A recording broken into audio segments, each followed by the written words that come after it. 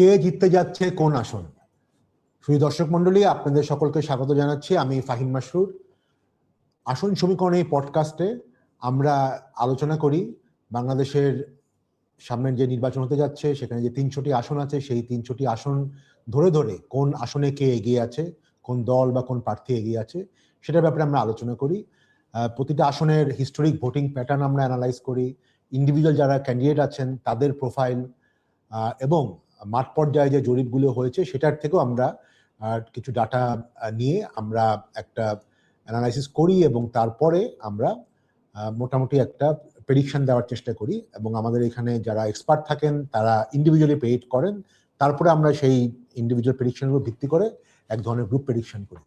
আমরা সোফার 40টা জেলা নিয়ে এই অ্যানালাইসিসটা করেছি এবং প্রেডিকশন করেছি। আপনারা যদি স্ক্রিনে দেখেন, এই 40টা জেলার মধ্যে Rangpur division, Rajshahi division, Khulna division, Barishal ডিভিশনের সবগুলি জেলা আমরা অলরেডি কভার করে ফেলেছি। চট্টগ্রাম জেলার বেশিরভাগ জেলাই, চট্টগ্রাম বিভাগের বেশিরভাগ জেলাই আমরা কভার করেছি, শুধুমাত্র 3টি পার্বত্য জেলা ছাড়া। তো আমাদের অলরেডি আমরা ঢাকার বিভাগের দক্ষিণ অংশটার শুরু করেছি এবং আমরা আজকের এই সেশনে আমরা মাদারীপুর নিয়ে আলোচনা করব। আর তার আগে যদি আমরা একটু দেখে নেই, সোফার আমাদের এই 181টি আসনের মধ্যে 40টি জেলা যেটা বলছিলাম, সেটার মধ্যে বিএনপি আমাদের প্রেডিকশনে 97টা আসনে তারা জেতার সম্ভাবনা আছে। 66টা আসনে জামাত বা এনসিপি জোট, জাতীয় পার্টি 4টি, স্বতন্ত্র এবং অন্যান্য দল 11টি, ইসলামিক আন্দোলন 2টি। তো সেইটা হচ্ছে বর্তমানের আমাদের এখন আজকে 10 তারিখ যতটুকু আমরা প্রেডিকশন করতে পেরেছি। তো আমরা আগামী ঘন্টাগুলিতে এবং আগামীকালও আমরা এই প্রেডিকশন কন্টিনিউ করব এবং আগামীকালের মধ্যে আমরা 300টি আসনই আসলে প্রেডিকশন কমপ্লিট করে আপনাদের সাথে এই চ্যানেলে শেয়ার করব। তো আমাদের সাথেই থাকবেন। তো এই যেটা বলছিলাম, আমাদের সাথে আজকে আলোচনায় উপস্থিত আছেন আমার সহ আলোচক এবং বিশ্লেষক হিসেবে এতেশামুল হক, একজন রাজনৈতিক বিশেষজ্ঞ এবং উনি একজন পেশায় আইনজীবী। উনি যুক্তরাষ্ট্র থেকে জয়েন করেছেন। জ্যোতি রহমান অস্ট্রেলিয়া থেকে জয়েন করেছেন, উনিও একজন রাজনৈতিক বিশ্লেষক এবং পেশায় একজন অর্থনীতিবিদ।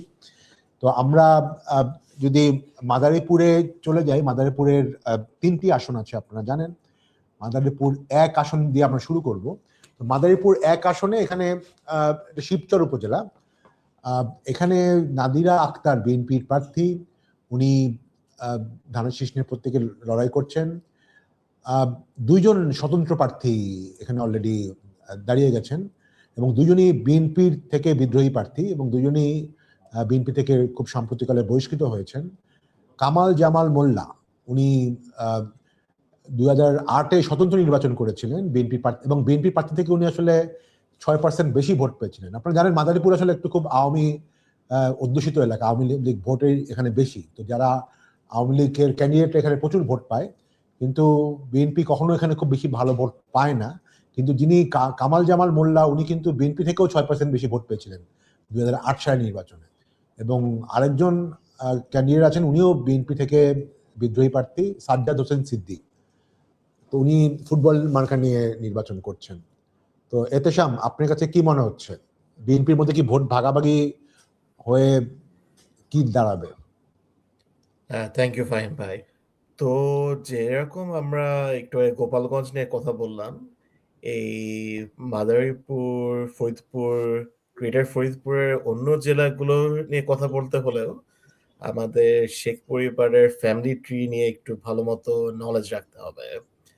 তো আমরা অনেক সিটে হয়তো বা পারিবারিক ঐতিহ্য নিয়ে কথা বলি বা কারো কোনো এরকম আগে এই ফ্যামিলি হিস্ট্রি আছে নাকি, কিন্তু মাদারীপুর 1-এর মতো এরকম নিরঙ্কুশ ফ্যামিলি কন্ট্রোলে হয়ে গেছে একটা সিট, আই থিঙ্ক গোপালগঞ্জ 3 ছাড়া খুব কঠিন পাওয়া। এখানে এমপি ছিলেন ইলিয়াস আহমেদ চৌধুরী, যিনি দাদা ভাই নামে পরিচিত ছিলেন এরিয়াতে। উনার বাবা ছিলেন ওইখানকার ওই শিবচরের জমিদার নুরুদ্দিন আহমেদ চৌধুরী এবং উনি এবং তারপর ওনার ছেলে এই নূরে আলম চৌধুরী লিটন, যিনি আওয়ামী লীগের চিফ হুইপ হুম। ছিলেন। উনারা 91-96 থেকে একদম নিরঙ্কুশভাবে এরিয়াতে এমপি হয়ে আসছেন এবং মানে ইলেকশনেও এখানে বোধহয় কখনো বিএনপি জিতে নেই, না তাই না? আচ্ছা। না। তো এইবার যাই হোক মানে সিনারিও বদলে গেছে। তো দাঁড়িয়েছে, আপনি যেহেতু বললেন কয়েকজনের নাম, তো এইখানে বিএনপি প্রার্থী নাদিরা আক্তার, এই বিএনপির বিদ্রোহী প্রার্থী কামাল জামান মোল্লা, উনি স্ট্রং ফাইট দিচ্ছেন কারণ উনার বড় ভাই হলো আওয়ামী লীগের সাবেক উপজেলা চেয়ারম্যান আব্দুল লতিফ মোল্লা, যিনি আচ্ছা, আচ্ছা। উনার ছোট ভাইয়ের জন্য মানে এখন হেল্প করছেন। কিন্তু নাদিরা আক্তার এখানে হঠাৎ করে মানে পুরাপুরি আওয়ামী লীগকেই এই মোবিলাইজ করতে পেরেছেন। আমাদের ন্যাশনাল মিডিয়াতে খবর আসছে যে হ্যাঁ, মানে উনার একটা বাসায় বোধহয় যে ওনার জি, ওনার জনসভায় জয় বাংলা স্লোগান দেওয়া হচ্ছিল, এটা নিয়ে বিতর্ক এক্সাক্টলি, তৈরি হয়েছে। এক্সাক্টলি। এখন জিততে হলে যা করার তাই করতে হবে। উনি সেটাই করছেন এবং সেইজন্য উনার অপোনেন্টরা ধরেন থানা ঘেরাও করছে যে উনি এই আওয়ামী লীগের মানুষজনকে রিহ্যাবিলিটেট করছেন। এই তাহলে আর দিন বদলের কি হলো? তো তারপরেও যেহেতু আমরা মানে আমার কাছে মনে হচ্ছে এটা একটা এই সংকেত যে আওয়ামী লীগের মেইন স্ট্রিমটা এখন উনার পক্ষে চলে আসছে এবং যেহেতু আওয়ামী লীগ সবসময় এখানে খুব সলিড একটা ব্লক ছিল এই নুরুল আলম চৌধুরী লিটনের আন্ডারে, আমার ধারণা হচ্ছে ওই দিক দিয়ে এখানে নাদির আক্তার জিতে যাবেন।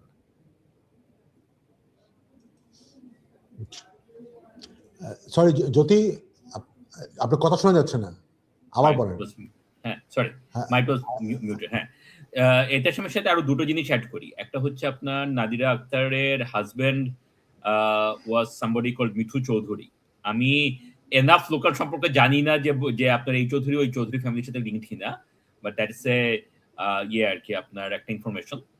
আরেকটা জিনিস যেটা সেটা হচ্ছে যে আপনার আমি কিছু আমার এক বন্ধুর সাথে কথা বলে জানলাম যেটা যে ওই ন্যাশনাল মিডিয়াতে যেটা এসছে যে খালি যে আপনার ওখানে নাদিয়া আক্তারের মিটিং এ জয় বাংলা স্লোগান উঠেছে, শুধু তাই না, মানে ওইটুকু তো এসছেই, বাট ওই মিটিংটা was actually attended by local Awami লীগের মানে বহু হোমরা চোমরা অনেকেই যারা এখনো দেশে আছেন, তারা মোটামুটি অনেকেই এসছেন ওই ওই মিটিং এ।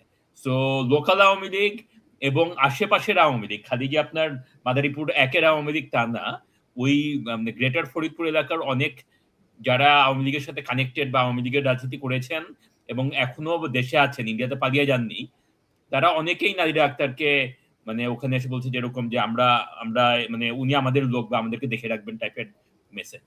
সো সেই সেন্সে আমিও বোধহয় নাদিরা আক্তারকে এগিয়ে রাখবো।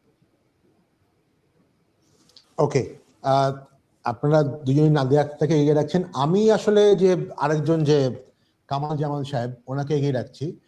একটা হচ্ছে যে অফকোর্স উনি নিজে বিএনপি ক্যান্ডিডেটের সাথে মানে ওনার থেকে বেশি ভোট পেয়েছিলেন, অতএব ওনার অলরেডি ইলেকশন করার সম্পর্কে আইডিয়া আছে এবং ওনার যেটা এতেশাম বললেন যে ওনার ভাইও আসলে আওয়ামী লীগের সাথে জড়িত ছিলেন।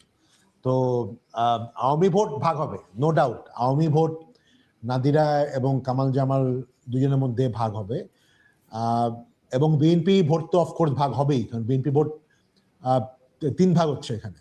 তো আমি সব দিক বিবেচনা করে আমার মনে হয় কম্পিটিশন হবে ভালো, তো সেই জায়গাটাতে সব দিক বিবেচনা করে আমি এক্ষেত্রে কামাল জামাল মোল্লাকে এগিয়ে রাখবো। বাট সাজ্জাদ হোসেন সিদ্দিক নিশ্চয়ই উনি কতটুক ভোট টানবে এবং এই দুই প্রার্থী থেকে কতটুক ভোট উনি আনতে পারবে সেটার উপর ডিপেন্ড করবে আসলে হয়তো ফাইনাল রেজাল্ট। তো আমি আপাতত কামাল জামাল মোল্লাকে এগিয়ে রাখছি। তো আমি যদি এটা বলি যে মাদারীপুরে একে, তাহলে এতেশাম এবং জ্যোতি আপনারা দুজনই নাদিরাকে এগিয়ে রাখছেন। বিএনপি আমি হ্যাঁ বিএনপির নাদিরাকে এগিয়ে রাখছেন, আমি কামাল জামান স্বতন্ত্র প্রার্থী এগিয়ে রাখছি। তো আমরা খালি একটু আগাই মাদারীপুর 2। এটা একটু ইন্টারেস্টিং যে এই ক্ষেত্রেও এটা রাজৈর উপজেলা এবং মাদারীপুর সদর উপজেলা, এখানে প্রচুর হিন্দু ভোটার আছেন, সংখ্যালঘু ভোটার, যাদের একটা বড় অংশই রাজ্যর উপজেলাতে বসবাস করেন। 3 জন বিদ্রোহী প্রার্থী আছেন বিএনপি এখানে, এবং এই আসনে এটাও আসলে একটি আসন ছিল শাহজাহান খান আওয়ামী লীগের বেশ সমালোচিত শ্রমিক নেতা, প্রায় 70% মতো ভোট রেগুলার উনি পেত এখানে। এটা অলমোস্ট কাইন্ড অফ একটা আওয়ামী লীগের দুর্গই বলা যায়।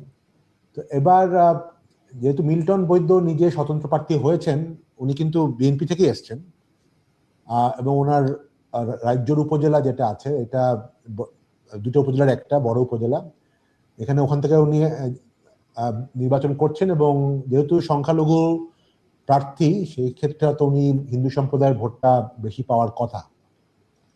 তো কি মনে হচ্ছে এতেশাম? এখানে যারা একটু বলে, যারা স্বতন্ত্র আছেন, সোফার যেটা বোঝা গেছে স্বতন্ত্রদের মধ্যে বৈদ্যই এগিয়ে আছেন। হ্যাঁ, আমার মনে হয় এই বেলটাতে কেউ যদি জিততে চায়, তাদের জন্য বিএনপি টিকিট থেকে স্বতন্ত্র টিকিটে ইলেকশন করা একদিক দিয়ে বেটার, কারণ এই অনেক অ্যাডভান্টেজ পাওয়া যাবে, যেটা অফিসিয়াল বিএনপি ক্যান্ডিডেটকে সবসময় একটা চাপে থাকতে হয়। তো মাদারীপুর 2 একদম ধরেন একটা স্ট্রং আওয়ামী লীগ সিট। এখানে শাহজাহান খান আপনি দেখবেন অনেক আগে থেকে শুধু উনারই নাম, উনি বারবার ইলেক্টেড হয়ে আসছেন। 96, 2001-এও ইলেকটেড হয়েছেন, তারপর তো অবশ্যই কথাই নাই। উনার বাবা ছিলেন মৌলভী আসমত আলী খান, দীর্ঘ রাজনৈতিক ক্যারিয়ার। 1954-এ যখন শের বাংলা একে ফজলুল হক ইলেক্টেড হলেন, তখন উনি লেজিসলেটিভ অ্যাসেম্বলির মেম্বার ছিলেন। তো এইখানে বিএনপির ভোট বেশ কয়েক ভাগ হয়ে যাবে। মিল্টন বৈদ্য সাহেব যেহেতু যে ওই রাজৈর উপজেলারই উনি সন্তান, এবং ওইখানে ওনার ভালো চেনাশোনা আছে, আমি ওনাকে আগিয়ে রাখবো। ওকে, জ্যোতি? আমি এখানে মিল্টন বৈদ্যকে এগিয়ে রাখবো। উনি বিএনপিরই রাজনীতি করেন, উনি ছাত্র দলের কেন্দ্রীয় নেতা ছিলেন। এই মুহূর্তে স্বতন্ত্র হিসেবে, বিদ্রোহী প্রার্থী হিসেবে যাচ্ছেন। যদি নির্বাচিত হতে পারেন, বিএনপিতে ফেরত আসা মানে সময়ের ব্যাপার, কিন্তু আপাতত মিল্টন বৈদ্য ইন্ডিপেন্ডেন্ট। ওকে, আমিও এগিয়ে রাখবো মিল্টন বৈদ্যকে, কিন্তু আমি একটু অবাক হচ্ছি আসলে যে বিএনপি হয়তো স্ট্র্যাটেজিক কারণে মিল্টন বৈদ্যকেই হয়তো দিলে তার জন্য সেফ হতো। তো এনিওয়ে, তো আপনার যেই পয়েন্টগুলি বললেন আমি সবগুলির সাথে একমত, এবং আওয়ামী লীগ ভোটই আসলে ডিফাইন করবে। বাট যেহেতু এখানে আওয়ামী ভোট এবং মাইনরিটি ভোট দুইটা ফ্যাক্টরি আছে, তো সেই জায়গাটাতে হয়তো বৈদ্য সাহেব একটু অ্যাডভান্টেজ পাবে। এবং এই আসনগুলিতে আসলে ধানের শীষ একটা ওয়ান কাইন্ড অফ মানে নেগেটিভ জিনিসও হয়তো অনেক ক্ষেত্রে আছে। তো সেটাও মিল্টন সাহেব তো ধানের শীষকে ওন করতে হচ্ছে না অ্যাটলিস্ট। তো সেই দিক থেকে আমিও মিল্টন বৈদ্যকে এগিয়ে রাখবো। তো আমরা তাহলে তিনজনই মাদারীপুর 2-এ আমরা ডিসিশন নিলাম, প্রেডিকশন করছি মিল্টন বৈদ্য স্বতন্ত্র প্রার্থী। তাহলে আমরা মাদারীপুর 3-এ চলে যাই। মাদারীপুর 3-এ এটা কালকিনি, ডাসার ও মাদারীপুর সদর উপজেলা। এই আসনে আওয়ামী লীগ প্রার্থী শাহজাহান খান 60% বেশি ভোটে পাশ করতো। আমি শিওর না আগের শাহজাহান খান এই শাহজাহান খান একই কিনা।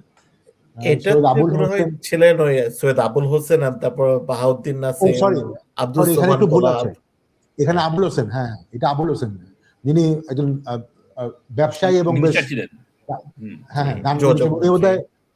পদ্মা সেতুর সময় ওনার কথা বেশি আসছিল আর কি। হ্যাঁ, মানে শাহজাহান খান হবে না, এটা আবুল হোসেন। হ্যাঁ, তো এখানে বিএনপি জামাত থেকে জামাতের প্রার্থীকে মনোনয়ন দেওয়া হয়েছিল 2001 সালে। এখানে আসলে খুব বেশি যে মানে অ্যান্টি আওয়ামী লীগ ভোট বেশি আছে তা না, বাট তারপরেও 2001 সালে জামাতের ক্যান্ডিডেটকে নমিনেশন দেওয়া হয়েছিল। 91 সালে জামাত বিএনপি দুজনই একসাথে নির্বাচন করেছিল। তো জামাত এখানে 16.5% ভোট পায় এবং বিএনপি 24%, খুব বেশি ডিফারেন্স না। তো বোঝা যাচ্ছে জামাতের এখানে অ্যাটলিস্ট একটা স্ট্রং প্রেজেন্স আছে। তো কি মনে হচ্ছে এতেশাম? তো আমরা অনেকক্ষণ পরে একটা সিট মানে খোঁজ পেলাম যেখানে বিএনপির কোনো সেকেন্ড বা রেবেল ক্যান্ডিডেট নাই। এই বিএনপির একজনই দাঁড়াচ্ছেন, উনি কেন্দ্রীয় কমিটির এই গণশিক্ষা বিষয়ক সম্পাদক। আর জামাতের রফিকুল ইসলাম মৃধা, উনি হলেন কালকিনির পৌর কমিটির আমির, এই জামাতের লোকাল। তো এই মোটামুটি আওয়ামী লীগ কোন দিকে যাবে, এই বিএনপির দিকে না জামাতের দিকে? আমার ধারণা এখানে ওনারা বিএনপির দিকে যাবেন, সেই জন্য আমি আনিসুর রহমান তালুকদারকে আগিয়ে রাখবো। ওকে, আপনি কি তাহলে এটা বিএনপিকে পেইড করছেন? বিএনপিকে, জি, রাইট। ওকে, জ্যোতি? আমিও একই কারণেই বিএনপিকে প্রেরিত করছি, কিন্তু এটা অনেক টাফ ফাইট হবে, কারণ জামাতের এখানে জামাতের প্রার্থী, আমি একটু খোঁজ নিয়ে দেখেছিলাম যে এখানে জামাতের প্রার্থী এই মানে গত বছর খানিক ধরে কাজ করে যাচ্ছেন। কিন্তু Okay. যেহেতু আমরা জানি যে মানে অন্য সারা দেশের ন্যাশনাল ইয়ে থেকে আমরা জানি যে আওয়ামী লীগের সাপোর্টারকে আপনার বেশিরভাগটাই বিএনপির দিকে যাবে, ওই বেসিসে আমি এটা বিএনপিকে দিচ্ছি।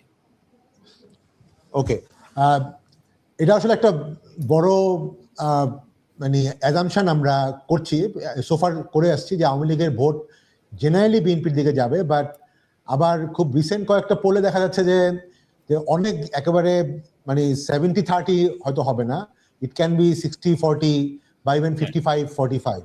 তো মানে এটা আসলে আমরা বুঝবো না, 12 তারিখের আগ পর্যন্ত আসলে বোঝাটা খুব ডিফিকাল্ট হবে। তো আমি আসলে মনে করি যে যেটা যত মানে ইনফরমেশন পাওয়া যাচ্ছে যে হয়তো খুব বেশি পার্থক্য হয়তো হবে না আওয়ামী লীগ আর বিএনপি, মানে আওয়ামী ভোট কোন দিকে বেশি যাবে। হ্যাঁ, অফকোর্স এটা আমরা দেখেছি যে মাইনরিটি ভোট যদি হয় আওয়ামী লীগের ভোট, সেটা প্রিডমিনেন্টলি এখনো বিএনপির দিকে যাচ্ছে বিভিন্ন জেলায়, দু একটা জেলা ছাড়া বা স্ট্র্যাটেজিক আসন ছাড়া। আমি আসলে মনে করছি যে এটার সাথে আমি আরো যদি অ্যাড করি, যেহেতু এটা সদর, মাদারীপুর সদর, এবং সেই সদরে একটু আমরা দেখি যে ইয়াং লোকজন তারা একটু জামাতের দিকেই যাওয়ার টেন্ডেন্সি বেশি, এবং জামাত এখানে যথেষ্ট স্ট্রং। 2001 সালে জামাত থেকে প্রার্থীও দেওয়া হয়েছিল, অর্গানাইজেশনালি জামাত নিশ্চয়ই এখানে ভালো, আদারওয়াইজ তো প্রার্থী দেওয়া হতো না। তো সেই দিক সব দিক বিবেচনা করে আমি এটাকে মাদারীপুর 3টাকে মনে করছি যে ফাইট হলো এখানে আলটিমেটলি জামাত হয়তো অল্প ভোটে জিতে আসবে। তো অ্যাকচুয়ালি আমার আমি আপনার সাথে আরেকটা জিনিস অ্যাড করি, আমি কথা বলতে বলতে অ্যাকচুয়ালি যে ইটস নট ট্রু যে এখানে রেবেল ক্যান্ডিডেট নেই, এখানেও একজন রেবেল ক্যান্ডিডেট আছে। সেটা হ্যাঁ, সো আমি হ্যাঁ এখানেও আছে যে আপনার এখানে এমএইচ খান মঞ্জু নামে একজন রেবেল ক্যান্ডিডেট আছে। So given that information I think I am going to change my mind. BNP বিদ্রোহী প্রার্থী, হ্যাঁ, কাজেই এমএইচ খান মঞ্জু না গোপালগঞ্জে দাঁড়ালো, could be a different MH Khan Manju. আচ্ছা, কিন্তু হ্যাঁ, সো যেহেতু আমি আসলে একটু unsure now, so I think I am going to change my mind to Jamaat. So okay, তাহলে আচ্ছা, তাহলে আমিও আসলে জানতাম না যে বিদ্রোহী ক্যান্ডিডেট আছে এখানে, তো সেটাও অফকোর্স হয়তো এফেক্ট করবে আনিসুর রহমানকেই বেশি। তো আমি আর জ্যোতি তাহলে এইটা পেইড করছি জামাতকে, এদের সাথে পেইড করছে বিএনপিকে। ওকে, তাহলে আমরা মাদারীপুরের 3টা আসন তাহলে শেষ করলাম। জ্যোতি, আপনার কাছে কি সামারিটা আছে টোটাল মাদারীপুর অ্যাড করার পরে কি দাঁড়াচ্ছে? হ্যাঁ, অ্যাড করার পরে দাঁড়াচ্ছে যে আমরা এখানে বিএনপিকে আমি আর এতেশাম দিয়েছি মাদারীপুর 1, আপনি দিয়েছিলেন এখানে সেটাতে আপনার স্বতন্ত্র। মাদারীপুর 2-এ আমরা 3জনই মিলে বলেছি যে মিল্টন বৈদ্য স্বতন্ত্র। মাদারীপুর 3 আমরা আমি আর আপনি বলছি জামাত, এবং এতেশাম বলছে বিএনপি। সো আমরা বিএনপির কলামে 1 অ্যাড করছি। সো আগে ছিল 97 বিএনপির, এখন হচ্ছে 98। জামাতের কলামে 1 অ্যাড করছি, আগে ছিল 66, এখন হচ্ছে 67। সো বিএনপির হলো 98, আরেকজন স্বতন্ত্র, তাহলে স্বতন্ত্র বাড়লো একটা, 11 থেকে 12। হ্যাঁ, স্বতন্ত্র বাড়লো একটা, জি। ওকে, ঠিক আছে। হ্যাঁ, তাহলে আমরা এটা হচ্ছে আমাদের 98, হ্যাঁ, জি। ওকে, 98 আর 67। হ্যাঁ, ওকে, জি, ওকে। তাহলে রাফলি 30টা সিটে বা 31টা সিটে বিএনপি এগিয়ে আছে, মানে আমাদের প্রেডিকশন অনুযায়ী। ওকে, এবং আমরা মোটামুটি কমপ্লিট করেছি 184টা ডিস্ট্রিক্ট, 184টা আসন, 41টা ডিস্ট্রিক্ট। আমাদের এখনো প্রায় আরো 23টা ডিস্ট্রিক্ট বাকি আছে। দর্শক মণ্ডলী, আপনাদের আমাদের সাথে থাকার জন্য ধন্যবাদ। আমরা এরপরে আরো একটি জেলা নিয়ে আসছি, আমাদের সাথে থাকুন। আমরা আরেকটা লাইভ সেশন শুরু করতে যাচ্ছি। আমরা শরীয়তপুর শুরু করবো। শরীয়তপুর তো নাকি আমরা বোধহয় ফরিদপুর, সরি, আমরা এই নেক্সট সেশনটা করব ফরিদপুরের উপরে। আমাদের সাথেই থাকুন, ধন্যবাদ।